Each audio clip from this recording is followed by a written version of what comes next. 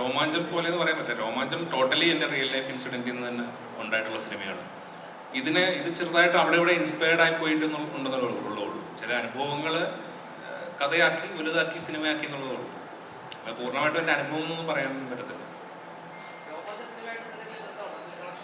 ഇല്ല, രോമാഞ്ചം സിനിമയായിട്ട് യാതൊരു കണക്ഷനില്ല. അല്ല, അതങ്ങനെയല്ല. അതിൽ ചെറിയൊരു കൺഫ്യൂഷൻ ഉണ്ടായതാണ്. എന്തായാലും അത് ക്ലിയർ ചെയ്തേക്കാം. അതായത് രോമാഞ്ച സിനിമയിൽ ചെമ്പൻചേട്ടൻ ചെയ്ത ക്യാരക്ടർ, സെയ്ദ് എന്ന് പറഞ്ഞ ക്യാരക്ടർ ശരിക്കും അങ്ങനെ ഒരു അപ്പിയറൻസ് ഉള്ള ആളായിരുന്നില്ല. അപ്പം ആ സിനിമയ്ക്ക് വേണ്ടിയിട്ട് നമ്മൾ പുള്ളിയുടെ അപ്പിയറൻസ് അങ്ങനെ ആക്കിയതാണ്. അപ്പിയറൻസും ആ സ്വഭാവവും രംഗ എന്ന് പറഞ്ഞ ക്യാരക്ടറിൻ്റെ പോലെ ഒരു സ്വഭാവം കൊടുത്തതാണ്. അപ്പോൾ ഇത് ടോട്ടലി ഡിഫറെൻ്റ് ആയിട്ടുള്ള വേറൊരു ക്യാരക്ടറാണ്.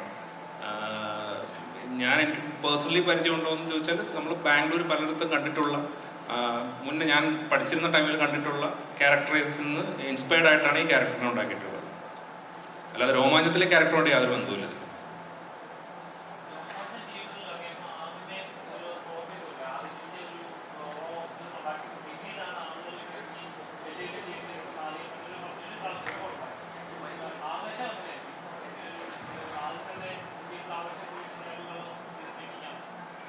ആവേശം എനിക്ക് തോന്നുന്നത് ആദ്യത്തെ ദിവസം തന്നെ തിയേറ്ററിൽ ആൾ വരുമെന്നാണ് എൻ്റെ വിശ്വാസം. അതിന് വേണ്ടിയിട്ടാണ് നമ്മൾ ശ്രമിച്ചിട്ടുള്ളത്. ഇപ്പം നിങ്ങളോട് സംസാരിച്ചുകൊണ്ടിരിക്കുന്നത് അതിൻ്റെ ഭാഗമായിട്ടാണ്. ഇവിടെ ആൾക്കാരെല്ലാവരും വരണം, വന്നൊരു ഓളം ഉണ്ടാക്കി തരണം തുടക്കത്തിൽ. അപ്പോൾ ആ ഓളത്തിൽപ്പെട്ട് മുന്നോട്ട് പോകണം എന്നാണ് വിശ്വസിക്കുന്നത്. അപ്പോൾ അതിന് വേണ്ടിയിട്ട് ഉണ്ടാക്കിയിട്ടുള്ള സിനിമയും കൂടെയാണ്. സിനിമ തിയേറ്ററിൽ നിറഞ്ഞ, അതായത് ഫുൾ ക്രൗഡോട് കൂടിയിരുന്ന് കാണേണ്ട, എൻജോയ് ചെയ്യേണ്ട ഒരു സിനിമയാണ്. ഇപ്പം നിങ്ങൾ ഫ്രണ്ടിലിരിക്കുന്ന പോലെ മിണ്ടാതിരുന്ന് കാണാൻ പറ്റുന്ന സിനിമയാണെന്ന് വിശ്വസിക്കുന്നില്ല. ഒച്ച ഉണ്ടാക്കിക്കൊണ്ട് തന്നെ കാണേണ്ട സിനിമയാണ്. ഉറക്കെ ചിരിച്ചും ഉറക്കെ ബഹളം ഉണ്ടാക്കിയും തന്നെ കാണേണ്ട ഒരു സിനിമയാണ്. അപ്പോൾ അതെനിക്ക് ഉറപ്പായിട്ടും തിയേറ്റർ വാച്ച് തന്നെയാണ്. രോമാഞ്ചം അങ്ങനെയായിരുന്നു. അപ്പോൾ ഉറപ്പായിട്ടും അതിന് മുകളിലേക്ക് ചെയ്യാനാണ് ശ്രമിച്ചിട്ടുള്ളത്. രോമാഞ്ചം ഇഷ്ടപ്പെട്ടവരും ഇഷ്ടപ്പെടാത്തവരും ഉണ്ട്. അപ്പോൾ രോമാഞ്ചം ഇഷ്ടപ്പെടാത്തവർക്ക് കൂടി ഈ സിനിമ ഇഷ്ടപ്പെടണമെന്നാണ് ഞാൻ വിശ്വസിക്കുന്നത്. അതിന് വേണ്ടിയിട്ടാണ് ശ്രമിച്ചിട്ടുള്ളത്.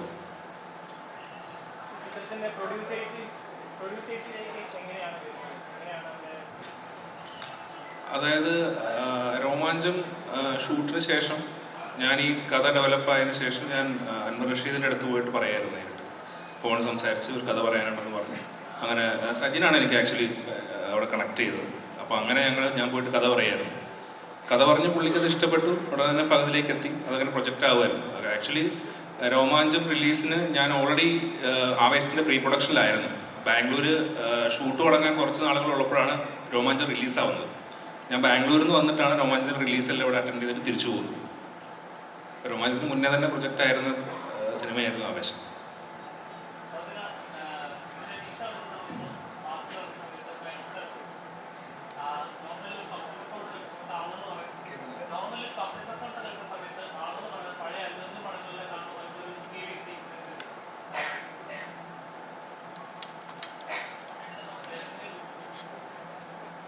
എൻ്റെ ലുക്കും അത് ഏകദേശം അതേപോലെ ഒരു നമ്മുടെ തെലുങ്ക് പടങ്ങളിൽ വരുന്ന വില്ലന്മാരെ പുറത്ത് ആ സെയിം ആ ലുക്കൊക്കെ ശരിക്കും അങ്ങനെ തന്നെ ഒരു മാസ് വില്ലൻ അല്ലെങ്കിൽ ഒരു കോമഡി അല്ല, അങ്ങനത്തെ ഒരു കഥാപാത്രമാണോ? ഇയാള് ബാംഗ്ലൂർ ബേസ് ചെയ്തിട്ടുള്ളൊരു ഗുണ്ടയാണ്. അതുകൊണ്ടാണ് പ്രൈമറിലി അങ്ങനത്തെ ഒരു ലുക്കിലേക്കൊക്കെ എത്തിയത്.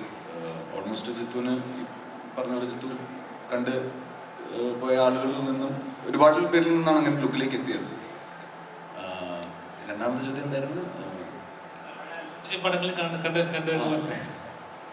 അല്ല, അങ്ങനെ വേറൊരു പടം പോലെ അല്ല, പക്ഷെ അങ്ങനത്തെ ഒരു അനുഭവമാണ്, അങ്ങനത്തെ ഒരു തിയേറ്റർ എക്സ്പീരിയൻസ് ആണ് ട്രൈ ചെയ്തിരിക്കുന്നത്.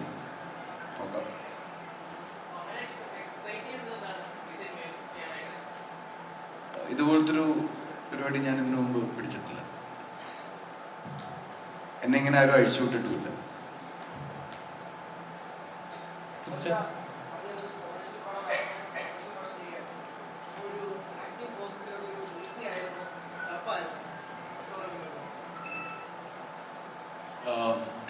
ഈ ക്യാരക്ടർ കുറച്ച് എന്താ പറയുക, കുറച്ച് ലൗഡാണല്ലോ.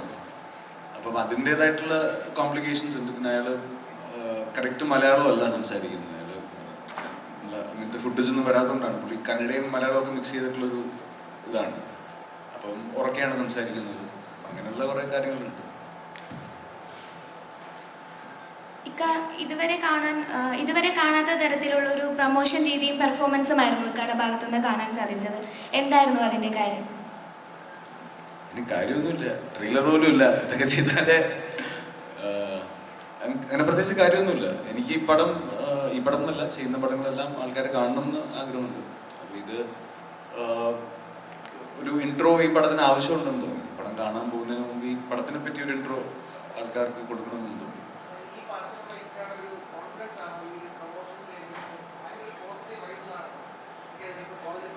ഞാൻ അല്ലെങ്കിലും പോസിറ്റീവ് അല്ലേ, ഞാൻ ഭയങ്കര പോസിറ്റീവ് അറിയാത്തോണ്ട്.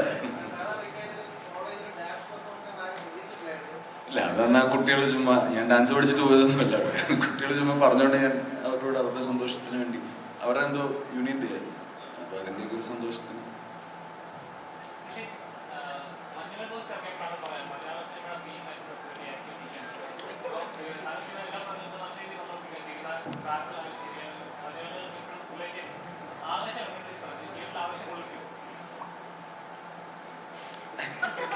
ഇങ്ങോട്ട് നോക്കി, തിയേറ്ററിലെ ആവേശം കൊള്ളിക്കണമല്ലോ, അതുകൊണ്ടല്ലേ അങ്ങനെ ഒരു ആവേശം എന്നുള്ള പേര് വെച്ചിട്ട്. ഇതേപോലെ തന്നെയായിരുന്നു കഴിഞ്ഞ പ്രാവശ്യം രോമാഞ്ചം കൊള്ളിക്കൂ എന്നുള്ളൊരു സാധനം.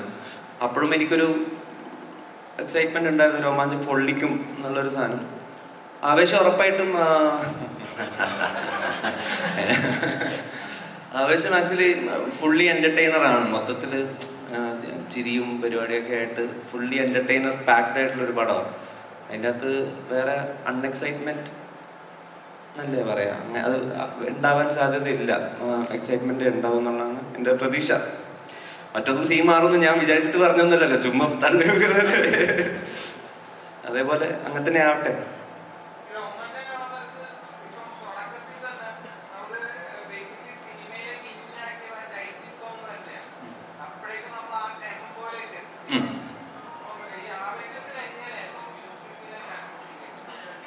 ആവേശത്തില് രോമാഞ്ചത്തിലുള്ള പോലെ, രോമാഞ്ചത്തിൽ ഇപ്പൊ അങ്ങനെ ഒരു ട്രാക്കൊക്കെ അങ്ങനെ ഉള്ളൂ. ഇതിലുള്ള മിക്ക ട്രാക്സും അങ്ങനെ ഫുള്ളി അത്യാവശ്യം ടെമ്പോ ഉള്ള ട്രാക്സ് തന്നെയാണ് ചെയ്തിരിക്കുന്നത്.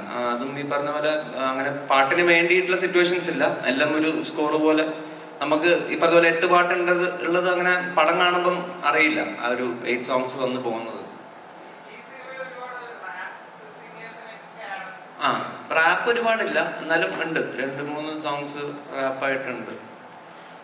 എല്ലാം മലയാളം, ഇംഗ്ലീഷും ഒരു സോങ് മാത്രം ഇംഗ്ലീഷാണ്, ബാക്കിയെല്ലാം മലയാളം. സൗത്ത് ഇന്ത്യൻ എനിക്കറിയില്ല, ഞാൻ എങ്ങനെയൊക്കെയോ മ്യൂസിക് ചെയ്ത് പോവാ. സുചേട്ടാ, ചേട്ടാ ഒരു ഇന്റർവ്യൂവിൽ മുമ്പ് പറഞ്ഞിരുന്നു ആവേശത്തിലൊരു അർജുൻ അനിരുദ്ധ് ടൈപ്പ് പിടിച്ചിട്ടുണ്ടെന്ന്. അപ്പോൾ നമുക്കൊരു പരിധി വരെ ഇല്ലുമിനാറ്റിൽ ഞങ്ങൾ കേട്ടു. അപ്പോൾ ഇനി അതിനെ വെല്ലുന്നൊരു സോങ് ഇനി നമുക്ക് ചിത്രത്തിൽ പ്രതീക്ഷിക്കാമോ? ആ ഒരു വൈബ് ഇനിയും ഇറക്കാൻ കുറച്ച് നമ്പേഴ്സ് ഉണ്ട്, ഇനിയും കുറച്ച് ഇറക്കി വിടും. എനിക്കൊന്ന് റിലീസ് ആവാറായതുകൊണ്ട് ഇനിയിപ്പം പടത്തിന് ശേഷമായിരിക്കും ബാക്കിയുള്ള പാട്ടൊക്കെ ഇറക്കുന്നത്. എല്ലാം ഇങ്ങനത്തെ ഒരു വൈബാണ്. എനിക്ക് ഈ അനിരുദ്ധ റെഫറൻസ് എന്ന് പറയാൻ കാരണം എനിക്ക് വേറെ റെഫറൻസ് ഇല്ല ആക്ച്വലി നോക്കാൻ. ഇങ്ങനത്തെ ഒരു ഭയങ്കര എനർജി ട്രാക്കൊക്കെ നോക്കുമ്പം ഈ സന്തോഷ് നായരനും അനിരുദ്ധൊക്കെയാണ് കേട്ടു നോക്കാൻ പറ്റുന്ന സാധനം. അപ്പം അങ്ങനത്തെ കുറച്ച്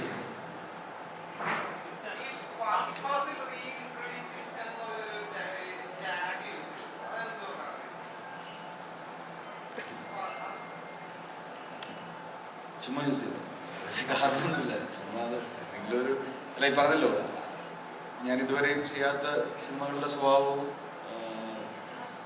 പെർഫോമൻസ് ആയാലും ഇങ്ങനെയൊരു സെറ്റിങ്ങിൽ, ഇങ്ങനൊരു എന്താ പറയുക, ബാംഗ്ലൂരിൻ്റെ ഒരു കോളേജ് ലൈഫും സ്റ്റുഡൻറ് ലൈഫും വേറൊരു സൈഡാണ് നമ്മൾ എക്സ്പ്ലോർ ചെയ്തിരിക്കുന്നത്. അപ്പം അങ്ങനെയൊക്കെ മൊത്തത്തിൽ പുതുമ തോന്നിയതുകൊണ്ടാണ്.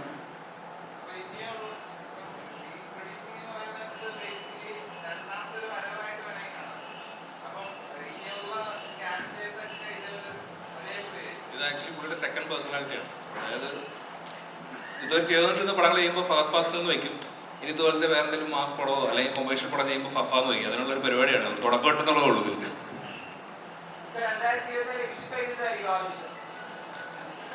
ആവട്ടെ ആവട്ടെ.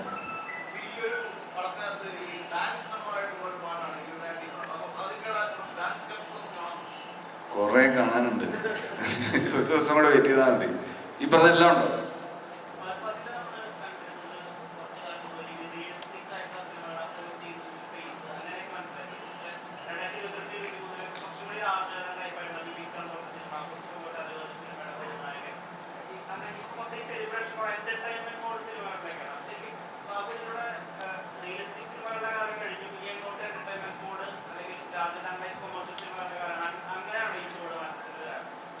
അല്ല അങ്ങനെയല്ലല്ലോ, അങ്ങനെ ഒരിക്കലും അല്ല. ഇപ്പം എന്നെ തേടി വരുന്ന സിനിമകളാണ് ഞാൻ ചെയ്യുന്നത്.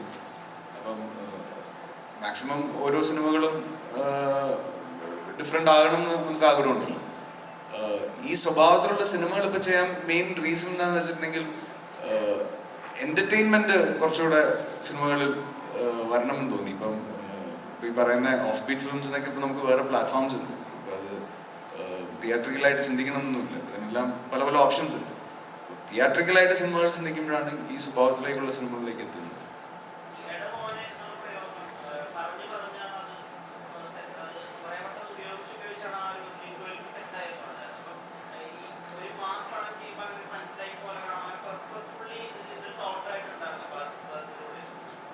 ഇല്ല ഇല്ല, അങ്ങനെയൊന്നുമില്ല. എല്ലാം ഓർഗാനിക്കായിട്ട് സംഭവിച്ചത്.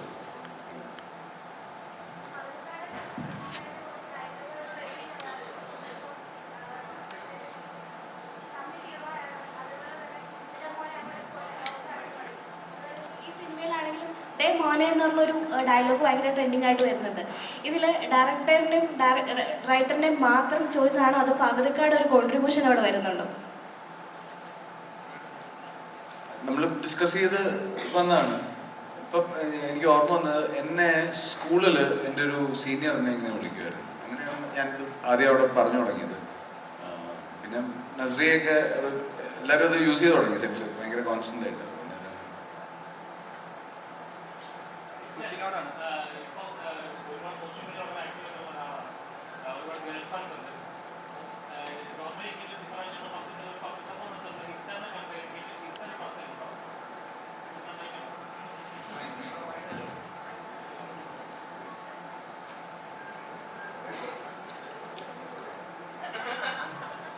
ഒരുപാട് ഗേൾസ് ഫാൻസ് ഉള്ള ഒരാളാണ്, സോഷ്യൽ മീഡിയ വളരെ ആക്റ്റീവായിട്ടുള്ള ഒരാളാണ്. ഇതിന്റെ ഒരു പബ്ലിക് റെസ്പോൺസ് എടുത്ത സമയത്ത് തന്നെ ഹിറ്റ്സർ ഈ പടത്തിലുണ്ടോ, അത് കാണാനായിട്ടൊരു ഇൻട്രസ്റ്റ് ആണ്. ഉണ്ട്, പടത്തിലുണ്ട്. ഉണ്ട് അപ്പോൾ ഗേൾസ് ആയാലും കുറച്ചുകൂടെ അദ്ദേഹം ഈ പടത്തിലുണ്ടോ എന്ന് ചോദിച്ചില്ല. അപ്പോൾ അത്രയും അതായത് ഒരുപാട് ഫാൻ ഫോളോവേഴ്സ് ഉള്ള ഒരാളാണ്.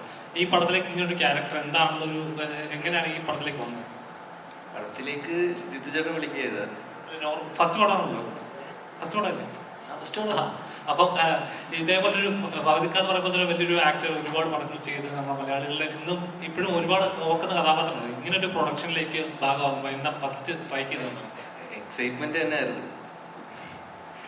പിന്നെ എന്താ, ഞാൻ മുൻപ് പറഞ്ഞതാണ്, ഫാൻ ബോയ് മൊമെന്റ് ആയിരുന്നു അത്. ഇപ്പൊ എനിക്കായാലും റോഷനായാലും ഇതിൻ്റെയും ഫസ്റ്റ് പടമാണ്. അപ്പോൾ ആ ഒരു എക്സൈറ്റ്മെന്റ് തന്നെയായിരുന്നു അവിടെ. നമ്മൾ റൂമിലെല്ലാം അവിടെ ഷെയർ ചെയ്തുകൊണ്ടിരുന്നതും ആ ഒരു എക്സൈറ്റ്മെന്റ് ആണ്. അപ്പോൾ നമ്മുടെ ഷൂട്ട് സ്റ്റാർട്ട് ചെയ്തിട്ട് ഏകദേശം 1 month കഴിഞ്ഞിട്ടാണ് അതൊക്കെ ജോയിൻ ചെയ്തത്. അപ്പോഴെല്ലാവരും എക്സൈറ്റ്മെന്റ് ആയിരുന്നു പുള്ളിയുടെ പെർഫോം ചെയ്യാൻ, അല്ലെങ്കിൽ എല്ലാം. ശരിക്കും ഭഗതിക്ക് ഇങ്ങനത്തെ ഒരാളാണ്. കാരണം വെച്ചാൽ നോർമലി നമ്മൾ ഒരു ആക്ഷൻ പറഞ്ഞു കഴിഞ്ഞാൽ ആള് വേറെ ലെവൽ. നമ്മുടെ ടീച്ചറൊക്കെ എന്താ ചെയ്യാൻ ഡാൻസിൽ ഇതൊക്കെ ആയാലും ആള് വേറെ ലെവൽ. അത് കട്ട് പറഞ്ഞു കഴിയുമ്പോഴേക്കും ആളൊരു നോർമൽ ഒന്നിലും ഇല്ലാത്ത സൈലന്റ് ടൈപ്പ് അങ്ങനത്തെ ഒരു, ശരിക്കും അങ്ങനെ തന്നെയായിരുന്നു ആള്. ആക്ഷൻ പറഞ്ഞു കഴിഞ്ഞാൽ പിന്നെ രംഗയാണ് ഇത്. നമുക്ക് ഇപ്പം ഷൂട്ടിന് പോകുന്നതിന് മുന്നേ എന്തോ പഠിക്കാൻ പോവാണെന്ന് വീഡിയോ ചെയ്തിട്ടാണ് പോയെന്ന് ഇങ്ങനെ കേട്ടിട്ടുണ്ട്. സോ ഇപ്പം യൂട്യൂബ് എടുത്ത് നോക്കിക്കഴിഞ്ഞാൽ ഹിസ്റ്ററി ലാസ്റ്റ് ഇട്ട വീഡിയോ 1 year ബാക്കാണ്. അപ്പോൾ അതിൽ കമൻ്റൊക്കെ നോക്കിക്കഴിഞ്ഞാൽ മകനെയും മടങ്ങി വരുമെന്നൊക്കെ പറഞ്ഞിട്ട് ഒരുപാട് കമൻ്റ് ഉണ്ട്. അപ്പം എന്തുകൊണ്ട് പിന്നീട് ഒമേഗിൾ നോക്കിയില്ല, അല്ലെങ്കിൽ പകുതിക്കൊക്കെ വെച്ചിട്ട് അപ്പം ഇനി സിനിമകളായിരിക്കും കൂടുതൽ നോക്കുക, അല്ലെങ്കിൽ നേരത്തെ ഇതുപോലത്തെ ബ്ലോഗ് പരിപാടി അങ്ങനെ ആയിരിക്കും? ഞാൻ ഒരു മെയിൻലി ഇപ്പം എൻ്റെ വീഡിയോസ് ഞാൻ എൻ്റർടൈൻമെൻറ്റ് മാത്രം ഫോക്കസ് ചെയ്യുന്നത്. ഒരു കോണ്ടന്റ് ക്രിയേറ്റർ എന്ന നിലയിൽ എൻ്റർടൈൻമെൻറ്റ് മാത്രം എൻ്റെ വീഡിയോസ് നമുക്ക് അറിയാം, അത് മാത്രം ഫോക്കസ് ചെയ്യുന്നത്. ഞാൻ ഒരു ഫ്ലോയിൽ പോകുന്ന ഒരാളാണ്. അപ്പോൾ ഫിലിമിൽ ഇപ്പോൾ ജിത്തു ചേട്ടൻ വിളിച്ചപ്പോഴത്തേക്ക് ഞാൻ ചെയ്തു. പിന്നെ അപ്പം നിങ്ങൾക്കും ആ ഒരു കോൺഫിഡൻസ് വന്നാലേ എനിക്കും ചെയ്യാനുള്ളൊരു കോൺഫിഡൻസ് വരുത്തുള്ളൂ. അപ്പോൾ ആ ഒരു ഫ്ലോ അനുസരിച്ച് പോകാനാണ് ഇപ്പോൾ മൈൻഡിൽ. അങ്ങനെ വലിയ പ്ലാനിങ് ഒന്നുമില്ല. ഇതിപ്പോൾ ഒരു കാര്യം പെട്ടെന്ന് പറഞ്ഞിട്ട്, ഇവര് 3 പേരുമാണ് ഈ സിനിമയിലെ ഹീറോ. ഏറ്റവും ബുദ്ധിമുട്ടുണ്ടായിരുന്നത് ഇവരെ 3 പേരെയും ബാംഗ്ലൂർ പുറത്ത് ഷൂട്ട് ചെയ്യാനായിരുന്നു. കാരണം ഹിപ്സ്റ്ററിനെ കണ്ട ആളുകൂടിയ ഷൂട്ട് നടക്കത്തില്ല. അപ്പൊ അത്രയും 1 million സബ്സ്ക്രൈബേഴ്സൊക്കെ നമ്മൾ സെറ്റിലല്ലേ. അപ്പം ഞങ്ങൾക്കും ഇത് ഭയങ്കര പുതിയൊരു എക്സ്പീരിയൻസ് ആയിരുന്നു. എനിക്ക് പ്രത്യേകിച്ചും ഞാൻ ആദ്യമായിട്ടാണ് ഇങ്ങനെ ഒരു ഇത്രയും എന്താ പറയുക യങ്സ്റ്റേഴ്സായിട്ട്, അതും ഇൻഡിവിജ്വലി അവരുടേതായിട്ടുള്ള കാര്യങ്ങൾ ചെയ്തുകൊണ്ടിരിക്കുന്ന ആൾക്കാരുടെ ഇൻട്രാക്ട് ചെയ്ത് കുറേ നാളുകൾ 3-4 മാസം ഞാൻ ഒരുപാട് എൻജോയ് ചെയ്തു. Thank you. ഇതിപ്പോൾ രോമാഞ്ചം OTT റിലീസിന് ശേഷം രോമാഞ്ചം കണ്ടിട്ട് ചിരി വരുന്നില്ല എന്ന് പറഞ്ഞ് വലിയ രീതിയിൽ വിമർശനങ്ങളുണ്ടായിരുന്നു. അപ്പോൾ അതും കൂടി മുന്നിൽ കണ്ടുകൊണ്ട് എല്ലാവരെയും ചിരിപ്പിക്കാം, അങ്ങനെ ചിരി നിമിഷങ്ങൾ ഉണ്ടാവണം, അത് തിയേറ്ററിൽ വർക്കാവുന്ന, അതായത് റിലീസിന് ശേഷവും ആളുകൾ പറഞ്ഞു രസിക്കുന്ന തമാശകൾ, അതായത് നമ്മുടെ പണ്ടത്തെ ഈ അൻവർ സിനിമകളിലൊക്കെ ഉള്ള പോലത്തെ തമാശകളുണ്ടല്ലോ, നമ്മൾ ഡെയിലി യൂസേജസ് പോലെ ഉപയോഗിക്കുന്ന തമാശകൾ, അങ്ങനെ ഉണ്ടാക്കാൻ റൈറ്റിംഗ് ലെവലിൽ തന്നെ അങ്ങനെ ഒരു ശ്രമം ഉണ്ടോ? അല്ല, എപ്പോഴും നമ്മൾ എല്ലാവരെയും എൻ്റർടൈൻ ചെയ്യിക്കാൻ തന്നെയാണ് ശ്രമിക്കുന്നത്. അത് ഇതിനും രോമാഞ്ചത്തിനും ശ്രമിച്ചിരുന്നു, ഇതിനും ശ്രമിച്ചിട്ടുണ്ട്. അപ്പോൾ അതിലെ ആളുകൾക്ക്, അതാണ് ഞാൻ പറഞ്ഞു നേരത്തെ പറഞ്ഞു, അതിലിഷ്ടപ്പെടാത്ത ആൾക്കാർക്ക് കൂടി ഇത് ഇഷ്ടപ്പെടണമെന്ന് ഞാൻ ആഗ്രഹിക്കുന്നുണ്ട്, അതിനുവേണ്ടി ശ്രമിച്ചിട്ടുണ്ട്. നോക്കാം, ബാക്കി മറ്റന്നാൾ അറിയാം.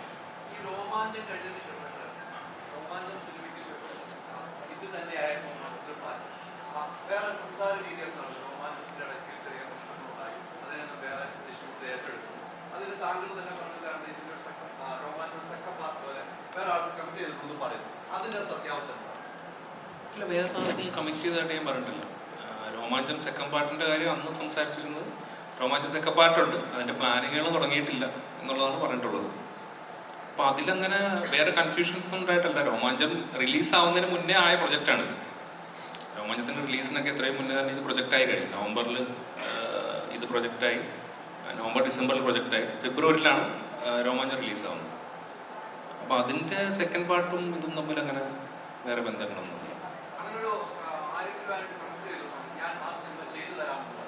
അങ്ങനെ യാതൊരു കമ്മിറ്റ്മെൻറ്റ്സും ഇല്ല. അല്ല, എനിക്ക് അങ്ങനെ അല്ലെങ്കിൽ അതിനെക്കുറിച്ച് അത്രയും ഒരു വളരെ സെക്കൻഡ് പാർട്ട് എന്താണെന്ന് പോലും പൂർണ്ണമായിട്ട് തീരുമാനമായിട്ടില്ല. ഒരു സ്ക്രിപ്റ്റ് ആവാതെ ഒരിക്കലും കമ്മിറ്റ്മെന്റിലേക്ക് പോകില്ലല്ലോ. സജിൻ, ഇപ്പം നമുക്ക് മണിച്ചിത്രത്താഴിലെ ലളിത ചേച്ചിയൊക്കെ നരേറ്റ് ചെയ്തിരുന്നു നാഗവല്ലി എന്താണ്. അപ്പം നമ്മള് ടീച്ചറിൽ കണ്ട അത് അപൂർവമായിട്ട് ഒരു ക്യാരക്ടറിനെ നരേറ്റ് ചെയ്യാൻ കിട്ടുന്ന ഒരു അവസരം അപൂർവമായിട്ട് ഒരു ആക്ടറിന് കിട്ടുന്നത്. അപ്പൊ ഈ ചിത്രത്തിൽ അങ്ങനത്തെ ഒരു അവസരം കിട്ടിയിട്ടുണ്ടല്ലോ. ബേസിക്കലി രംഗണ്ണ ആരാണെന്ന് നരേറ്റ് ചെയ്യുന്നുണ്ട്. എന്നെ സംബന്ധിച്ച് ഭാഗ്യമാണ് അങ്ങനെ ചെയ്യാൻ പറ്റിയത്. അത് പക്ഷേ ടീച്ചറിൽ വരും നമുക്ക് അറിയാൻ പാടില്ലായിരുന്നു. പടത്തിൽ ഓൾറെഡി അങ്ങനെ ചെയ്തു. ടീച്ചറിൽ ഇവരെല്ലാവരും കൂടി കട്ട് ചെയ്തിട്ട് നമുക്ക് സന്തോഷം. പിന്നെ പാതുകാനെ പോലെ ഒരു ആക്ടറിൻ്റെ സ്ക്രീൻ ഷെയർ ചെയ്യാൻ പറ്റിയ വളരെ സന്തോഷം. അപ്പോൾ അത് എന്നെ സംബന്ധിച്ച് ഭയങ്കര സന്തോഷമാണ്. ഇനിയിപ്പോൾ പടം ഇറങ്ങാൻ വേണ്ടിയിട്ട് ഞാൻ വെയിറ്റ് ചെയ്തിരിക്കുകയാണ്. ഭയങ്കര എക്സൈറ്റ്മെൻറ്റിലാണ്.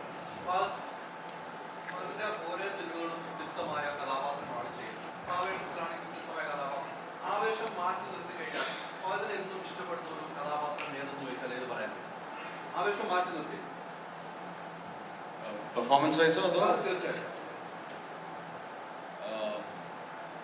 തൊണ്ടിമംഗൽ ചെയ്യുമ്പം ഒരു ഭയങ്കര പുതിയൊരു എക്സ്പീരിയൻസ് ആയിരുന്നു. എന്ന് വെച്ചാൽ എല്ലാം പോലീസുകാർ, നമ്മളൊരു സെറ്റ് ചെയ്തിട്ട്, ഒരു സെറ്റ് ഉണ്ടാക്കിയിട്ട്, പോലീസ് സ്റ്റേഷൻ സെറ്റ് ഉണ്ടാക്കിയിട്ട് എല്ലാം ആക്ച്വൽ പോലീസുകാരാണല്ലോ നമ്മൾ അതിനകത്ത് ഹയർ ചെയ്തത്. ഞാനും അലൻ ചേട്ടനും മാത്രമേ ഉള്ളൂ, സുരാജ് ചേട്ടൻ ആക്ടേഴ്സായിട്ട്.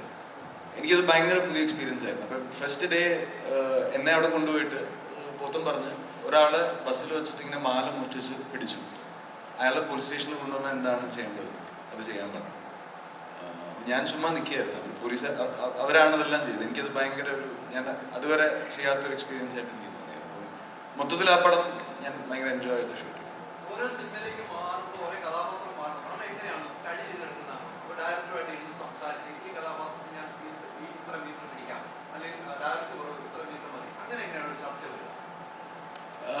ഒരു ഷൂട്ടിന് പോകുന്നതിൻ്റെ ഒരു ധാരണ ഉണ്ടാവും.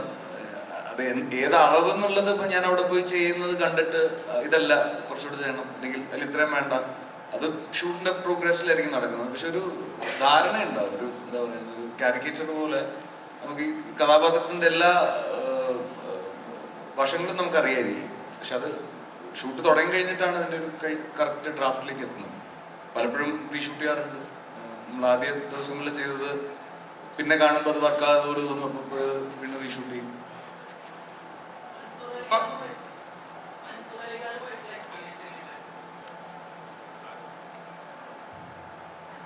എനിക്ക് മുമ്പ് അറിയാവുന്നതാണ്. ഞാൻ വേലക്കാരനൊക്കെ വർക്ക് ചെയ്തിട്ട് എനിക്ക് കുറച്ച് മുമ്പ് അറിയാവുന്നതാണ്. എനിക്കന്നും ഇന്നും ഞാൻ പുള്ളിയോടുള്ളപ്പോൾ ഞാൻ ഒരുപാട് ചിരിക്കാറുണ്ട്. അതെ, എനിക്ക് അറിയാവുന്ന, എന്നെ ഒരുപാട് ചിരിപ്പിക്കുന്നുണ്ട്. ഇപ്പൊ ഈ ചിത്രം ആവേശം അനൗൺസ് ചെയ്ത മുതല് ഒരു ഹൈപ്പ് ക്രിയേറ്റ് ചെയ്തിരുന്നല്ലോ. ഇപ്പം അതിനുശേഷം ഇത് വേറൊരു ടൈപ്പ് പരിപാടിയാണെന്ന് സുഷിൻ പറഞ്ഞപ്പോഴൊക്കെ ഒരു ഹൈപ്പ് ക്രിയേറ്റ് ചെയ്തു. അപ്പൊ അതിന്റെ ലുക്കിലൊക്കെ ഒരു ഹൈപ്പ് ക്രിയേറ്റ് ചെയ്തു. അത് കഴിഞ്ഞിട്ട് ഒരു ദിവസം കൊണ്ട് ധ്യാൻ വന്ന് രാവിലെ മുതൽ വൈകുന്നേരം വരെ ഇന്റർവ്യൂ കൊടുത്തിട്ട് ആ സീൻ മൊത്തം ധ്യാൻ കൊണ്ടുപോയി, ആ ഹൈപ്പ് മൊത്തം ധ്യാൻ കൊണ്ടുപോയി. അതിനെങ്ങനെയായിരുന്നു നോക്കിക്കൊണ്ട്?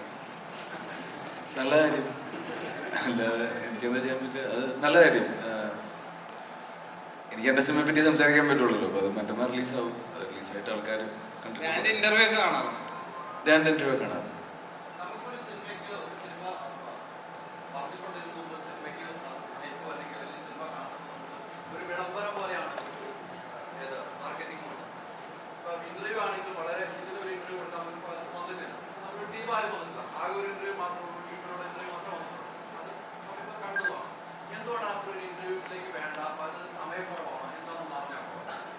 ഞാൻ ഹൈദരാബാദാണ്. ഞാൻ പുഷ്പ ഷൂട്ട് ചെയ്തുകൊണ്ടിരിക്കുകയാണ്.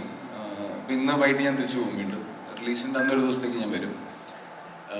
അതൊരു സൈഡ്. രണ്ടാമത്തെ സൈഡ്, മെനഞ്ഞാന്നാണ് പടം ലോക്കായത്. ഒരു ട്രെയിലർ കട്ട് ചെയ്യാൻ പോലും നമുക്ക് സമയം കിട്ടിയിട്ടില്ല. എല്ലാവരും ബിസിയായിരുന്നു. പ്രൈമറിലി മറ്റ് ടെക്നീഷ്യൻസ് മറ്റ് പടങ്ങളൊക്കെ ആയിട്ട് ബിസിയായിരുന്നു. എല്ലാവരും ഈ സിനിമയിലേക്ക് എത്തിയപ്പോഴത്തേക്കും അതിൻ്റെതായിട്ടുള്ള ഡിലേ ഉണ്ടായി. പടം തീരാൻ അതിൻ്റെതായിട്ടുള്ള ഡിലേ ഉണ്ടായി. അപ്പം അതിലായിരുന്നു ഫോക്കസ്. പടം ഭംഗിയായി തീർത്ത് തിയേറ്ററിൽ കൊണ്ടുവരിക. പിന്നെ എപ്പോഴും നമ്മൾ പുതിയതായിട്ടൊരു കാര്യം ചെയ്യുമ്പോൾ, നമ്മളിപ്പം ഞാൻ സ്ഥിരം ചെയ്യുന്ന ഒരു പരിപാടിയാണെങ്കിൽ എനിക്കിങ്ങനെ ഒന്നും പറയണമെന്നില്ല. അപ്പം സത്യേട്ടൻ്റെ ഇപ്പം ഞാൻ പ്രകാശനൊക്കെയാണെങ്കിൽ ഞാൻ പ്രൊമോഷനൊന്നും വന്നിട്ടില്ല. കാരണം ഞാൻ സത്യേട്ടനിൽ നിന്നും ആൾക്കാർ എന്താണ് എക്സ്പെക്ട് ചെയ്യുന്നത്, അതാണ് കേട്ടർ ചെയ്യുന്നുള്ളത് ഞങ്ങൾക്ക് രണ്ടുപേർക്കും ക്ലിയർ ആയിരുന്നു. ഇതിൽ ജിത്തുവും പുതിയതായിട്ടൊരു സാധനമാണ് ട്രൈ ചെയ്യുന്നത്, ഞാനും പുതിയതായിട്ടൊരു സാധനമാണ് ട്രൈ ചെയ്യുന്നത്. എന്നെ ഇതുപോലെ ആരും കണ്ടിട്ടില്ല ഇതിനു മുമ്പ്.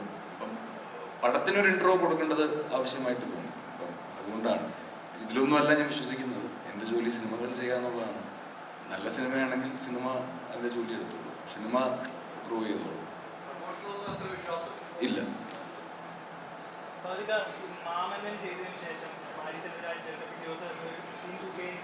കേൾക്കുന്നു.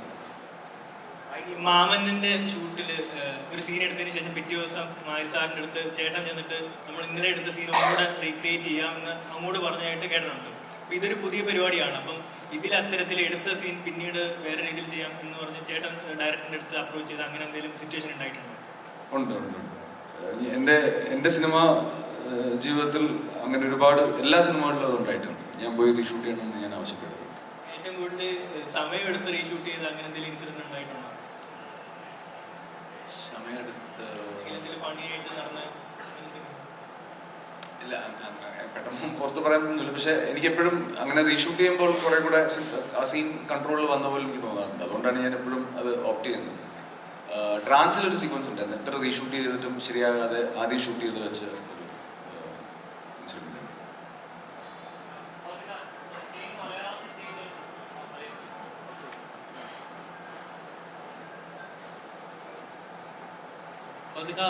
മലയാളത്തിൽ ഒരു സെറ്റ് ഓഫ് കഥാപാത്രങ്ങൾ ചെയ്തു വെച്ച് ഒന്നിനൊന്ന് മലയാളി പ്രേക്ഷകർ ഫൗദിക്ക എന്ന് പറയുമ്പോൾ ഈ ടൈപ്പ് കഥാപാത്രങ്ങളാണ് നമുക്ക് പ്രതീക്ഷിക്കാം എന്ന് ഒരു എക്സ്പെക്ടേഷൻ നിൽക്കുന്ന സമയത്ത് തമിഴിൽ പോയി വേറെ ലെവലും വില്ലനായിട്ടാണെങ്കിലും ശരി, പുഷ്പയിലെ കഥാപാത്രമായാലും ശരി, ഇങ്ങനെ എന്നെക്കൊണ്ട് പറ്റുമെന്ന് തെളിയിച്ചു.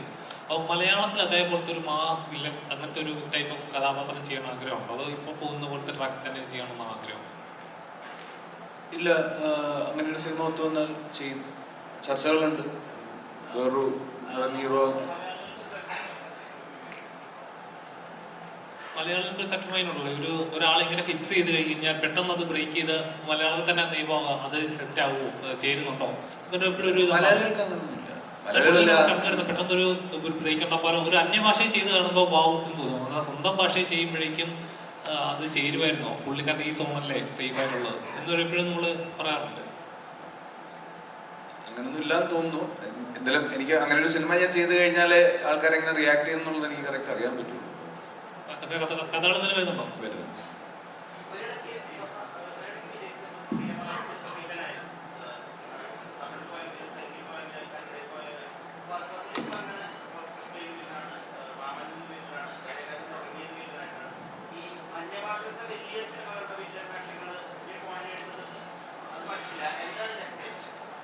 ഇല്ല, അതിന്റെ എക്സൈറ്റ്മെന്റ് ഈ ടാലന്റ് കൊളാബറേഷൻ തന്നെയാണ്. ഇപ്പം വിക്രത്തിൽ മാമനിൽ വടിവേൽ സാറിന്റെ വില്ലനായിട്ട് അഭിനയിക്കുക എന്നുള്ളത് എനിക്ക് ഭയങ്കര എക്സൈറ്റ്മെന്റ് ഉള്ള കാര്യമായിരുന്നു. പുഷ്പയിൽ ബണ്ണിയുടെ കൂടെ ഇങ്ങനെ ഒരു സിനിമ ചെയ്യാൻ പറ്റുന്നത് എക്സൈറ്റ് ചെയ്യുന്ന കാര്യങ്ങളാണല്ലോ നമ്മൾ ചെയ്യുന്നത്, ബാക്കിയെല്ലാം സെക്കൻഡറി ആണ്. ആസ് എ സിനിമ അത് നമ്മൾ എക്സൈറ്റ് ചെയ്യുന്നതുകൊണ്ടാണ് നമ്മൾ അതിനകത്തേക്ക് നിൽക്കുന്നത്. ഇതിലൊന്നും ഒരു പ്ലാനൊന്നുമില്ല. ഇപ്പം ഞാൻ തമിഴിൽ ചെയ്യുന്ന വടിവേൽ സാറായിട്ട് ചെയ്യുന്ന പടം കോമഡി പടമാണ്, രജനി സാറായിട്ടുള്ള പടം ഹ്യൂമറാണ്. അപ്പോൾ ഇതെല്ലാം സംഭവിക്കുന്നതാണ്, അങ്ങനെ പ്ലാനൊന്നുമില്ല. എല്ലാം സേഫ്.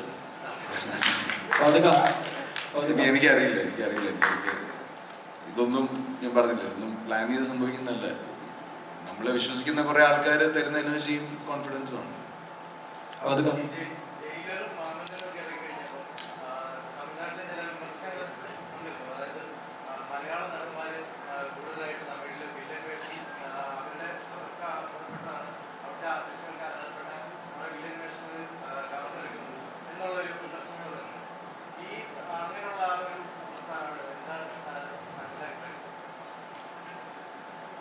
എനിക്കൊന്നത് ചെറിയ ഒരു ഡിസ്കഷൻസ് ഉണ്ടായിട്ടുള്ളതെന്ന് തോന്നുന്നത്. അങ്ങനെ അത് കഴിഞ്ഞിട്ടാണ് എനിക്ക് ഏറ്റവും കൂടുതൽ തമിഴിൽ സിനിമകൾ വന്നിട്ടുള്ളത്. ഇപ്പോഴും തമിഴിൽ നിന്നാണ് ഏറ്റവും കൂടുതൽ സിനിമകൾ വരുന്നത്.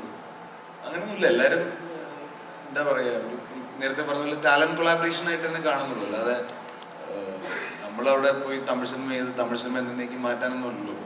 നമ്മളവിടെ നമ്മുടെ ഫ്രണ്ട്സ് വിളിക്കുന്നു.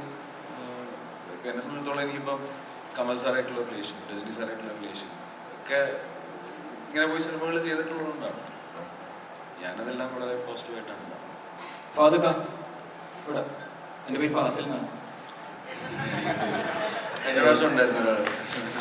എൻ്റെ ചോദ്യം എന്ന് വെച്ചാൽ ടീച്ചറിൻ്റെ സമയത്ത് എൻ്റെ ജീവിതത്തിൽ എനിക്ക് ഏറ്റവും പേടിയുള്ള കാര്യമാണ് ഫാസിൽ എന്ന് ചോദ്യം ചെയ്യുക. അപ്പൊ അത് ഉമ്മയുടെ പറഞ്ഞിട്ട് ഞാൻ വീട്ടിൽ പോവുള്ളൂ. എന്നോട് ചോദ്യങ്ങളൊന്നും ചോദിക്കരുത് പറഞ്ഞിട്ട് ഞാൻ വീട്ടിൽ പോകുന്നത്.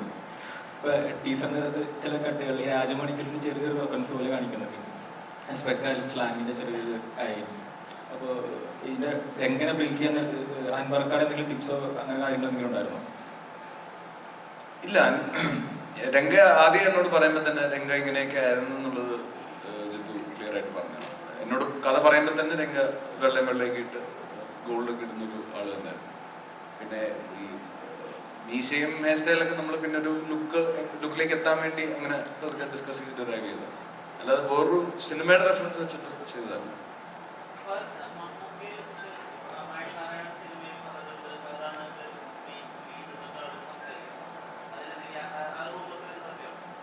മമ്മൂക്കി വെച്ച് മഹേഷ് ചെയ്യുന്ന പടത്തിൽ ഞാനിങ്ങനെ ലീഡാകുന്നത്. ഇല്ലില്ല, അത് മമ്മൂക്ക മഹേഷ് ചിത്രമാണ്.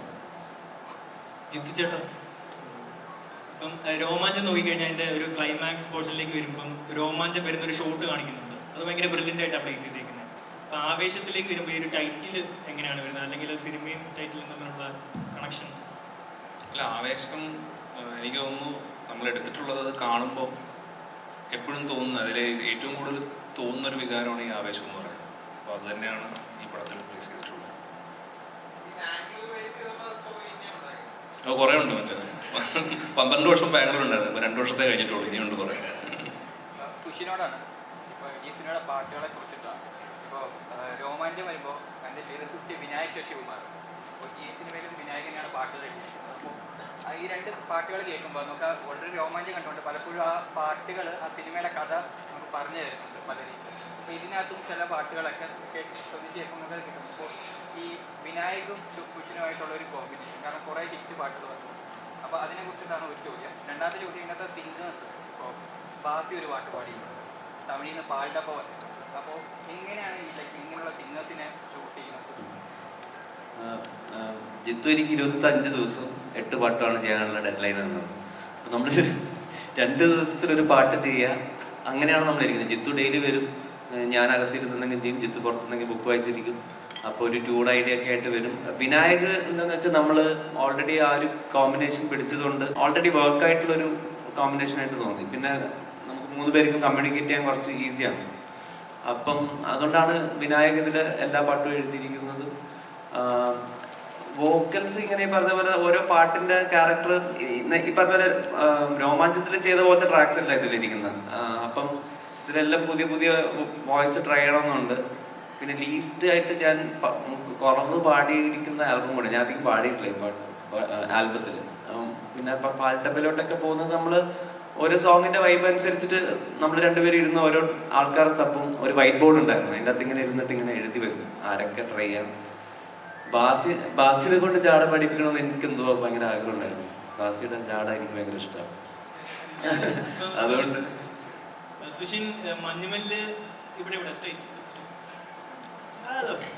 മഞ്ഞുമല്ല് എന്താ വേടനായിട്ട് കൊളാബറേറ്റ് ചെയ്ത് ഇപ്പം ഇതിൽ നോക്കുമ്പോൾ ഡബ്സി ആയിട്ട് വർക്ക് ചെയ്തിട്ടുണ്ട്. അപ്പോൾ ഇവരോടൊപ്പം ഒക്കെ വർക്ക് ചെയ്ത് കഴിഞ്ഞപ്പോൾ ഉള്ള ആസ് എ മ്യൂസിക് ഡയറക്ടർ ഉണ്ടായ ഒരു ചേഞ്ച് എന്താണ്? ഈ ഇൻഡിപെൻഡന്റ് കുറെ ആർട്ടിസ്റ്റ് ഉണ്ടല്ലോ നമ്മുടെ ഇവിടെ. അപ്പം എല്ലാവരെയും ഈ വോയിസ് തപ്പി പോകുമ്പോൾ ആക്ച്വലി കുറെ ആൾക്കാർ നമ്മുടെ ഇടയിൽ തന്നെ ഉണ്ട് എന്നുള്ളത് മനസ്സിലായി. ഇപ്പൊ ഡാപ്സി ആണെങ്കിലും ഡാപ്സിയുടെ ഒക്കെ പോലത്തെ ഒരു വോയിസ് ക്യാരക്ടർ ആക്ച്വലി ഭയങ്കര റെയറാണ് നമുക്ക് കേൾക്കുന്ന അങ്ങനത്തെ സൗണ്ടും പരിപാടികളും. അതാണ് കൂടുതലും ഇൻഡിപെൻഡന്റ് ആർട്ടിസ്റ്റിനെയാണ് ഇതിൻ്റെ അകത്ത് ഫീച്ചർ ചെയ്യാൻ നോക്കിയിരിക്കുന്നത്. കൂടുതലും സ്ഥിരമായിട്ട് പാടുന്ന ആൾക്കാരെക്കാളും തപ്പിയെടുത്ത്.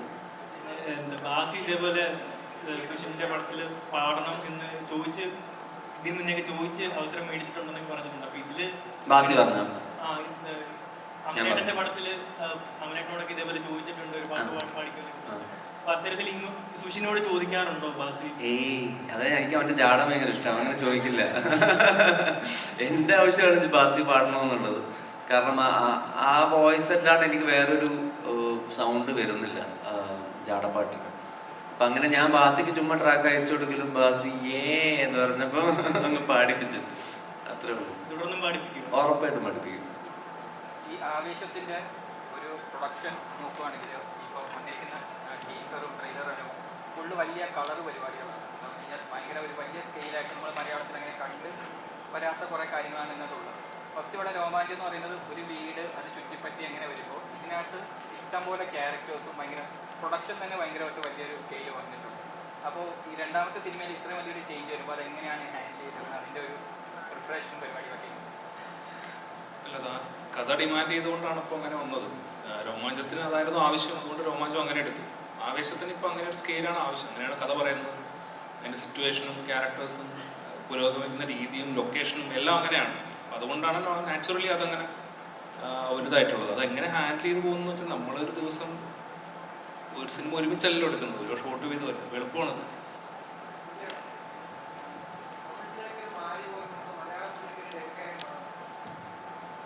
മലയാള സിനിമയ്ക്ക് ഉറപ്പായിട്ട് ഡെങ്കയായിട്ട് മാറും. ജിത്തു, ഇപ്പോൾ നമ്മുടെ തമിഴിലും തെലുങ്കിലൊക്കെ നമ്മൾ ടൈറ്റിൽ കാർഡ്സ് വല്ലാതെ സെലിബ്രേറ്റ് ചെയ്യുന്നതാണ്. ഇപ്പോൾ സൂപ്പർ സ്റ്റാർ ചെയ്യാന്നൊക്കെ എഴുതി വരുന്ന പോലെ മലയാളത്തിൽ അങ്ങനെയില്ല. അപ്പോൾ ആവേശത്തിൽ അങ്ങനെ ഫാഫൊക്കെ ഒരു ടൈറ്റിൽ ഉണ്ടാവും. അതൊക്കെ പടം കാണുമ്പോൾ ഫാഫയ്ക്ക് എങ്ങനെയാണ് ടൈറ്റിൽ എന്നൊക്കെ ഉള്ളത് പടം കാണുമ്പോൾ കാണുന്നതായിരിക്കും നല്ലതെന്ന് തോന്നുന്നു. എന്നാലും ഫാൻസ് സെലിബ്രേറ്റ് ചെയ്യാനൊക്കെ ഒരു ടൈറ്റിൽ അങ്ങനെ ഉണ്ടാവുന്നത് ഈ പറഞ്ഞ തിയേറ്റർ ഡിസൈനിന് എളുപ്പമായിരിക്കില്ല.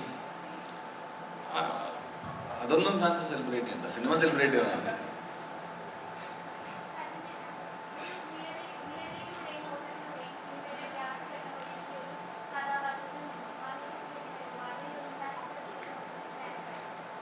കേട്ടില്ല കുറച്ച്.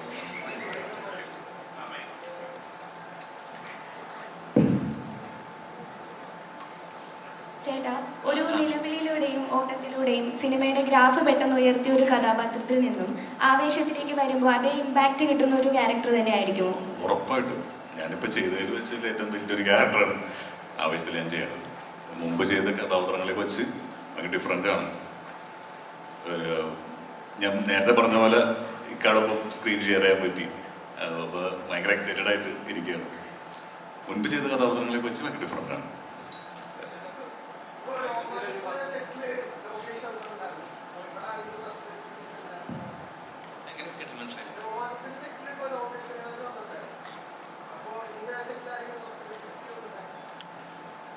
അങ്ങനെ ഉള്ളതായിട്ട് ഓർമ്മയില്ല. സജീവ് ഗോപു ഈ പ്രമേയത്തിൽ നല്ലൊരു കഥാപാത്രത്തെ വന്നിട്ട് അത് മാറ്റി നിർത്തിയിട്ടാണ് ആവേശത്തിലേക്ക് വന്നത് പറഞ്ഞു കേട്ടിട്ടുണ്ട്. അതേപോലെ നല്ല രീതിയിൽ ജിം വർക്കൗട്ടൊക്കെ ചെയ്തിട്ടാണ് ഈ കഥാപാത്രത്തിലേക്ക് വന്നതെന്ന് കേൾക്കുന്നുണ്ട്. എങ്ങനെ ഉണ്ടായിരുന്നു ആവേശം? പ്രമേയം മാത്രമല്ല, കുറേ സിനിമകൾ മാറ്റി വെച്ചിട്ടാണ് ആവേശം ചെയ്യുന്നത്. ഞാൻ പറയണം, ഞാൻ ഷൂട്ട് നീട്ടി പോയതാണ് പുള്ളിക്ക് പ്രമേയത്തിൽ നിന്ന് മാറേണ്ട വന്നത്. ഞാൻ സമയത്തിന് ഷൂട്ട് ചെയ്തില്ല, കറക്റ്റ് സമയത്ത് ഷൂട്ട് തീർത്തുമില്ല. സോറി ഏട്ടാ.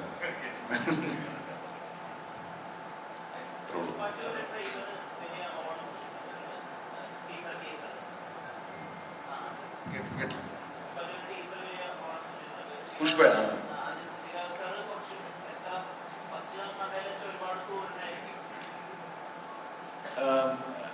വേറൊരു ഇൻട്രസ്റ്റിംഗ് ട്രാക്കാണ്. അങ്ങനെ ക്രൂരതയും പരിപാടിയൊന്നുമല്ല, ഭയങ്കര ഇൻട്രസ്റ്റിംഗ് വേറൊരു ട്രാക്കാണ്, രസമുണ്ട്.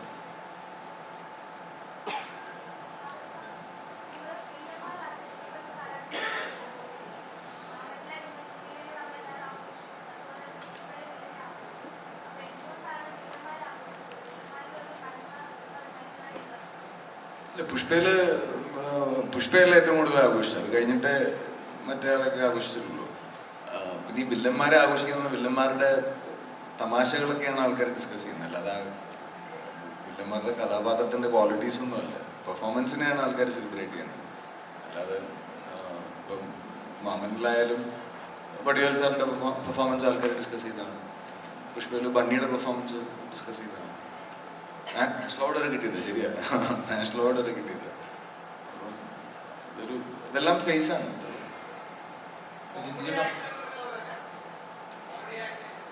ആവശ്യം പറയാം. ഇതെല്ലാം ഉണ്ട്, കോമഡി ഉണ്ട്, ആക്ഷൻ ഉണ്ട്, ത്രില്ലർ അത് ഉണ്ട്, കുറച്ച്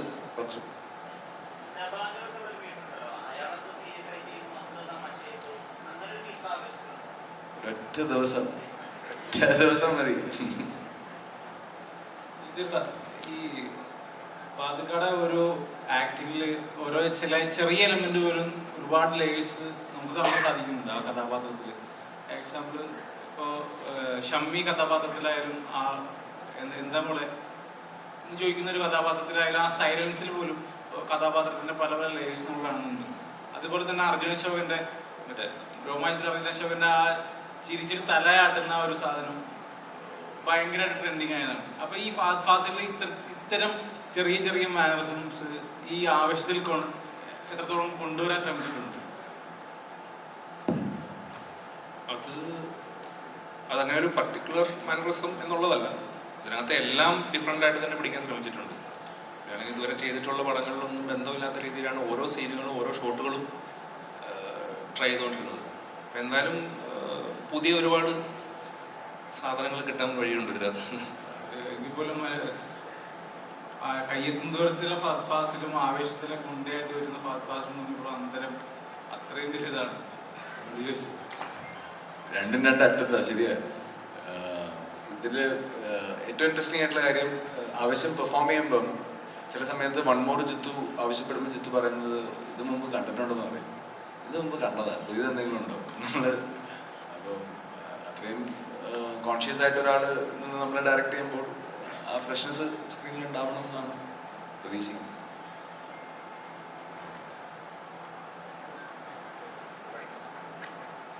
അപ്പോൾ എല്ലാവരും ഏപ്രിൽ 11-നാണ് പടം കാണുക,